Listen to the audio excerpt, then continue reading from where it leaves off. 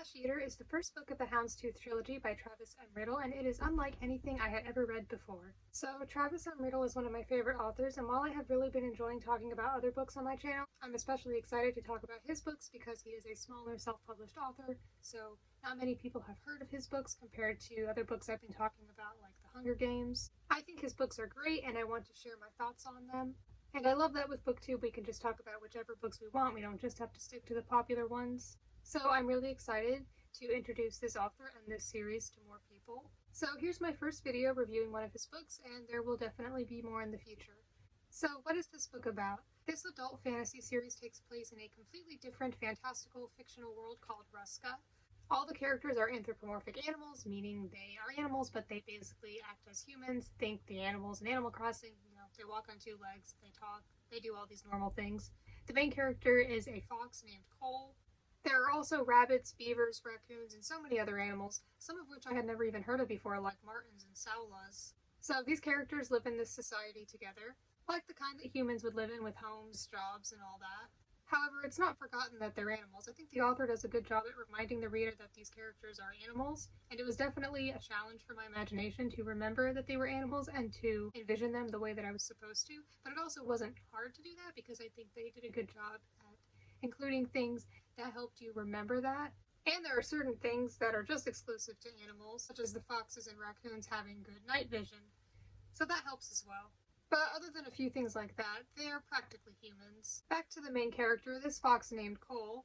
The book starts with him in a very tough, tricky situation. The details of what exactly he's going through aren't revealed to the reader right away, so we're kind of left wondering, like he knows, but the narration doesn't go into it. It's in third person, but it knows his thoughts, but it doesn't tell us everything. So from the beginning, there are unanswered questions like, okay, what exactly happened to him? And because the full story isn't revealed until a little later on, I'm not going to say exactly what happened because that's like part of the whole mystery and reading experience. So what I'll say is something happened, something pretty bad, and he was in a situation that was kind of like being in the wrong place at the wrong time, but it's like complicated because of the laws of the world, and it was not the best possible thing that could have happened to him. And he got in trouble for it. I don't want to say too much. If you want to know what it was, you should read it. But I'll let you know, it's a pretty wild situation.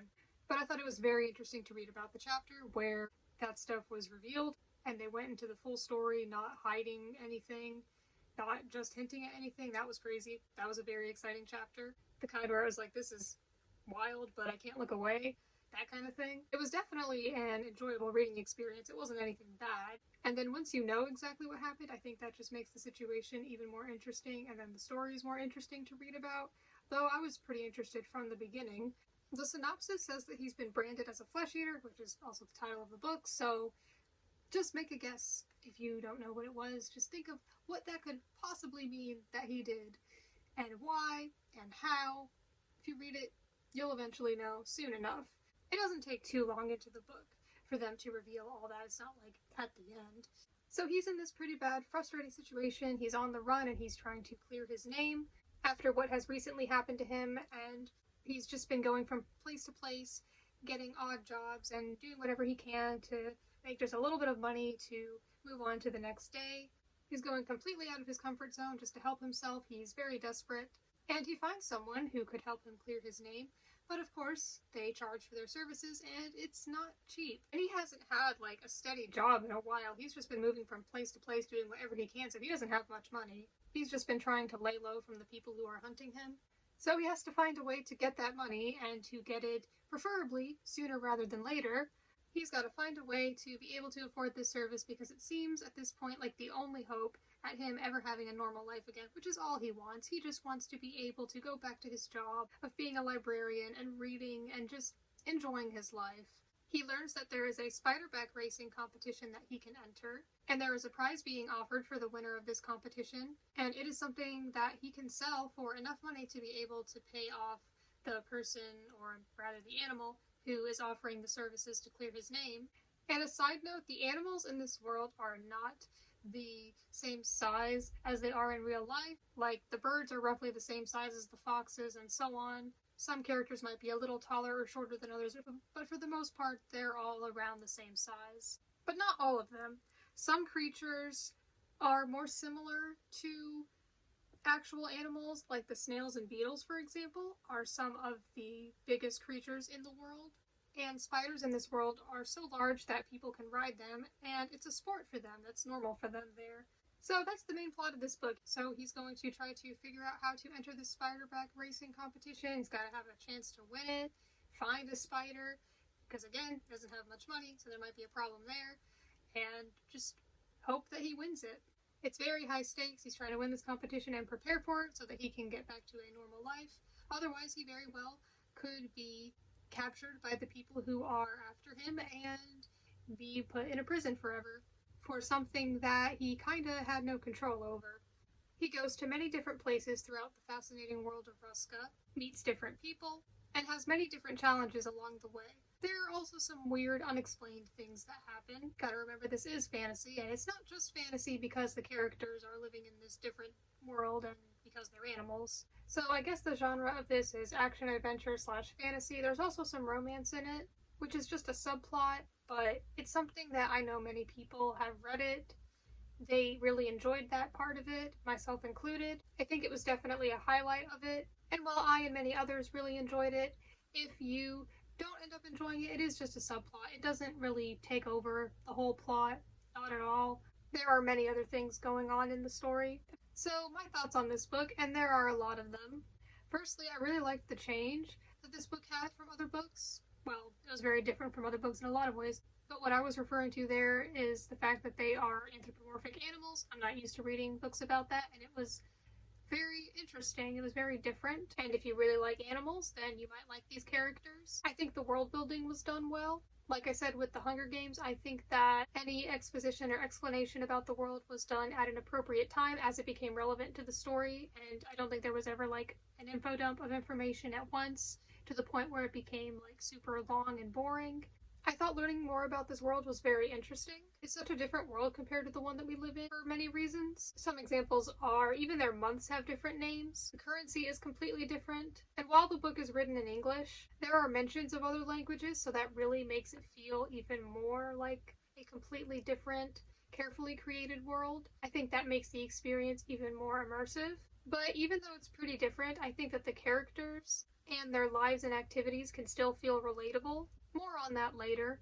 And the way that the technology works in their world is basically, they have books for music. They seem to mostly, if not completely, have vinyl records, but they don't seem to have smartphones or computers. So I personally liked what the technology was like in this world. And they have books and music that are unique to their world, of course. There isn't stuff from the real world. And they talk about these pieces of art with each other in a way that we would. Like some characters have a favorite book series, and then they'll share it with another character, and they'll be like, this series is terrible, I don't know what you're talking about. Stuff like that, and that happens with the music as well. And there are some scenes where they're just sharing music and stuff with each other, and this kind of applies to the whole series, not just this book. I really enjoyed seeing those discussions, even though they were about pieces of art that aren't real in our world. I still thought it was nice to see them discuss them with each other. The characters can also feel relatable when it comes to things like their family situations, friendships, insecurities, and things like that.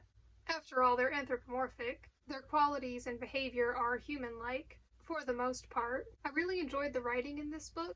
I think things were descriptive, realistic, and immersive without feeling boring or dragged on. The narrative was also super witty and very funny at times, at multiple times throughout the whole series, actually. It's written in third person, as I said, and it made me laugh multiple times. I feel like the narration has a bit of sass to it, which was just super entertaining. I found the main character to be likable and relatable in many ways. Well, in some ways I certainly could not relate to him, but there are ways that I could and that many other people could as well. He loves to read and eat, and he just wants to chill and not have to deal with what he's going through. Very relatable. Speaking of food, this isn't the first book by this author that I've read, and something that I think has become one of his signature things in his writing are his wonderful food descriptions. I noticed this with the first book, and it doesn't seem to have stopped. Whenever food is involved in one of his books, especially if a character is eating something, the food and the process of the consumption of it is described in such a detailed, immersive, delightful manner. And if you love food, you might appreciate that. If you're not super big on food, you might think it's kind of ridiculous, but I personally always enjoy it. I really liked reading the way that Cole's relationship with his father is described. I felt it was very realistic. Instead of the relationship being just completely happy or completely terrible, I think it's something that a lot of people could relate to, as it's kind of in the middle there. While the characters and I guess you could say beings in this book are mostly animals, there are also some other creatures that I found very fascinating. My favorites being the slimes. Slimes are these orange blobs of, well, slime, and they don't actually have a face or limbs. They communicate through vibrations that sound like words. So every time one of them speaks, it's not in quotation marks like dialogue usually would be. Rather, their words are just in bold lettering. So that was really unique and really fun to read. The slimes generally speak in a proper tone and have a habit of over-explaining things and just saying more than they need to.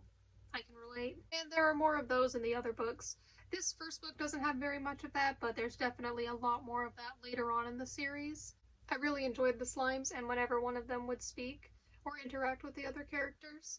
There are just so many things in this series that are really fun, unique, interesting concepts that I'd never heard of or thought of before. I think the whole series is really fun and creative. I thought the characters in this book were really interesting. The main character is relatable and a mood through and through. Some of the characters are just delightful, and some of them are just plain disturbing, but still entertaining to read about. I thought the flashbacks were appropriately placed, and I thought the pacing was good. Even the slower moments that could have the potential to feel boring, like characters talking with each other or eating out at a restaurant, were very fun to read about and I felt helped advance the story and the characters' relationships with each other, because it's in these moments that not only we as the reader get to know the characters better, but the characters get to know each other better and they get to learn more from each other and they get to develop actually deep, meaningful relationships with each other. And there we can find some relatability with them, which we may not have been able to do if they're just adventuring and riding giant spiders the whole time. If anything, I'd say those parts where they're just talking, eating, hanging out, playing a card game, walking around or whatever, may have actually been the parts I enjoyed the most.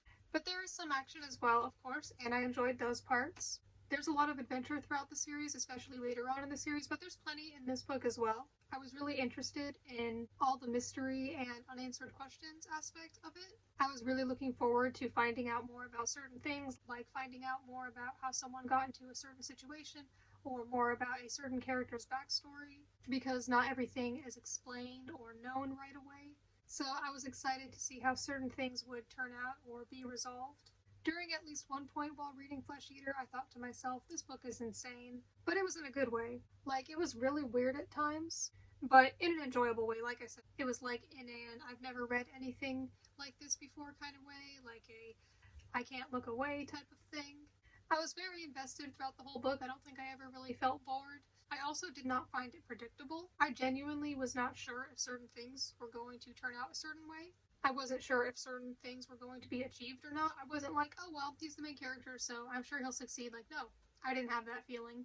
And it was really enjoyable to read. I was really excited to start reading the next book and to see what would happen next for these characters. I was a little nervous to dive into this trilogy because, as you can see, it's a bit big.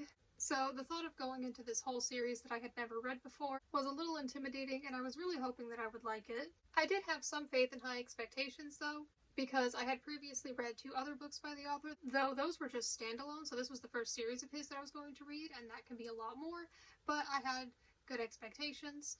The 2 books of his that I had read before were Wondrous and The Narrows. This is a standalone portal fantasy, and this is a contemporary horror, also standalone, and I read both of those books 2 years ago. But I definitely want to talk about them on this channel, but if I do that, I'd want to read them again so that I can have them fresh in my mind, as well as the feelings I had while reading it. I liked them a lot, so I definitely wouldn't mind reading them again.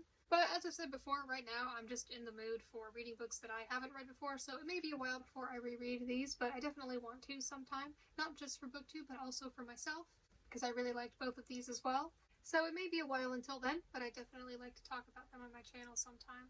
But I ended up really liking Flesh Eater, and I definitely recommend it if you want a fun adventure with some interesting characters and strong character relationships. The series is definitely very character driven. Like, there's absolutely a plot, and the plot is very strong, but it is also very character driven, and so if you like that, you might like this. I highly recommend checking out the work of more small self-published authors, especially this author. If you've been wanting to start or do more of that, I think this author is a great one to do that with. His books are incredible in my opinion. This story was so fun, and I loved this introduction to the world of Ruska. This book's only the beginning of everything, though. The next book in the series is Mother Pig, where the story continues, and I will be doing a review of that one very soon. So, I gave you my thoughts on the first book in the series, but stay tuned for my next videos if you want to see my thoughts on the rest of the series. And I've got a lot of them.